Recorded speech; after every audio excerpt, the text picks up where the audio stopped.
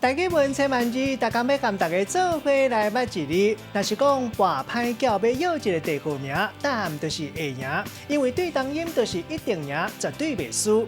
今仔日要甲大家小解这一字就是赢，读以啊赢第5条，赢就是军队驻扎的所在，咱讲是兵营，嘛有人讲平安营。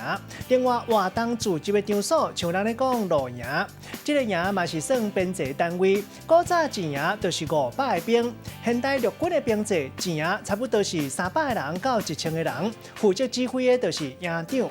这个文音读做营，营嘛有管理的意思，像讲营业，又就是管理生理、做生理，较早嘛有办事的意思。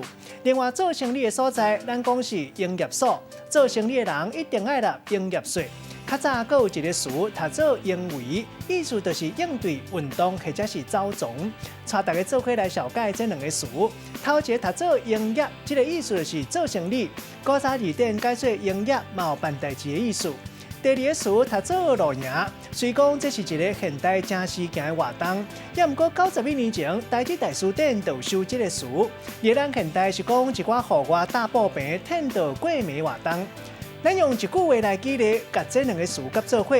譬如讲，现代户外活动愈来愈多元，哪来哪精彩，都专门提供露营的营业场所，有全便的料理甲布棚，替消费者穿便便，人客啥物都毋免准备。今仔日小解这一字读做赢是文音，另外鼻音读做赢，提供予观众朋友来参考。